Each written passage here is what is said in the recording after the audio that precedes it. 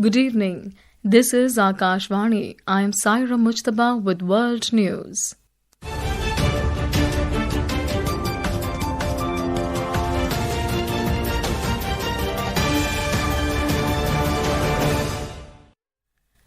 The headlines. India says 1963 agreement between China and Pakistan regarding Shaksgam Valley in Jammu and Kashmir is illegal. New Delhi and Paris emphasize on closer cooperation to strengthen global security. Nearly 2,000 people reportedly dead in Iran after crackdown on anti-government protests.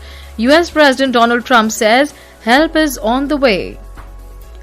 UK lawmakers raise concerns over ban on key political parties in Bangladesh ahead of parliamentary polls in February.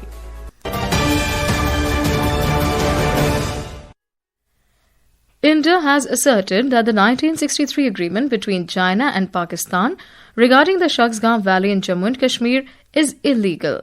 Reiterating New Delhi's stance on the valley, Army Chief General Upendra Dwivedi said, India does not approve of any activities in the Shaksgam Valley. General Dwivedi said this while replying to a media query on Chinese Foreign Ministry spokesperson's comment on Shaksgam Valley. The Army Chief was addressing a press conference in New Delhi today. India considers 1963 agreement between Pakistan and China as illegal. Therefore, any activity in Shaksgam Valley is concerned. We do not approve of it. And in this terms, MEA has already issued these statement. Therefore, the joint statement which has been issued in China, what I understand about the CPEC 2.0, we do not accept it and we consider that it is an illegal action which is being carried out by the two nations. The Army Chief said the situation along the line of actual control or LAC with China has been stable, but it needs constant vigil. On Operation Sindoor, General Dwivedi said it was the best example of tri-services synergy with full freedom to act and respond. He said the operation remains ongoing and any misadventure by the adversary will be dealt with effectively.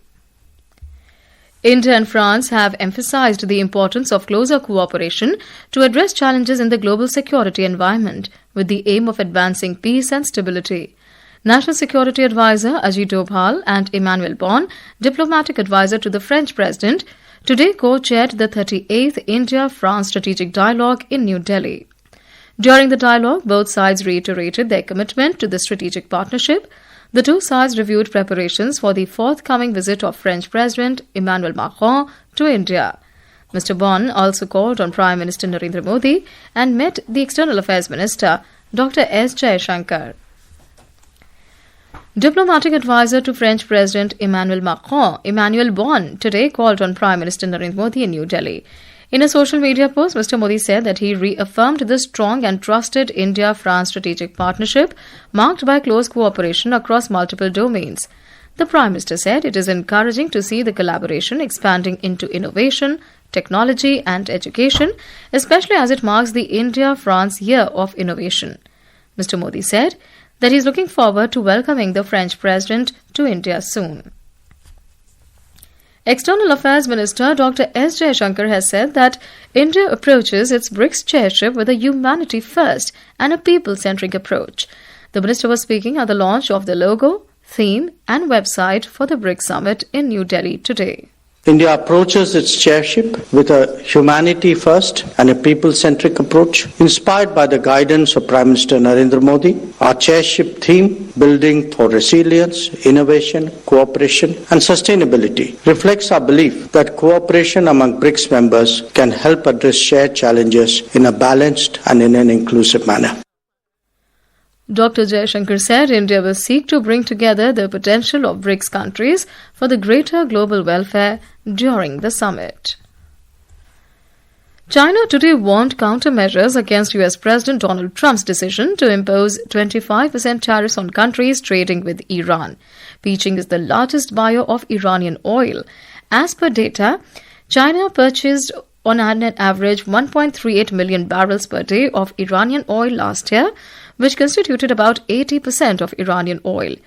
Mr. Trump announced yesterday that any country doing business with Iran will have to pay a 25% tariff on its trade with the US. China is already grappling with the fall of Venezuelan President Nicolas Maduro, one of its closest allies. According to reports, China imported around 400,000 barrels per day of Venezuelan oil last year for far cheaper prices. This is Akashvani. You're listening to World News. We bring you the top international news and updates from around the globe. Welcome back. In Iran, thousands of people are feared dead after a crackdown on anti-government protests. Quoting an Iranian security official, a news agency reported that death toll could be nearly 2,000. Communications restrictions, including an internet blackout over the recent days by the authorities, have hampered the flow of information. State media reported that Iranian prosecutors have filed the first charges against demonstrators detained during the unrest gripping the country. The protest, sparked by dire economic conditions, has been the biggest internal challenge to Iranian authorities for at least 3 years and comes amid intensifying international pressure after Israeli and US strikes last year. Iranian authorities have accused the US and Israel of fomenting unrest. They allege that terrorists have hijacked the protests. Meanwhile, US President Donald Trump today appealed to the demonstrators in Iran to keep the agitation going and said that help is on its way. In a social media post, Mr. Trump also urged the protesters in Iran to take over institutions and said that the killers and abusers will pay a big price. President Trump on his social media platform also announced that countries continuing to do business with Iran will face a 25% tariff on their trade with the US. Earlier, Iran's Foreign Minister Abbas Araghchi said Tehran is prepared for any action by the US. Meanwhile, the United States and its regional partners have opened a new combined air and missile defense coordination cell at Al Udeid Air Base in Qatar to strengthen joint responses to aerial threats across West Asia.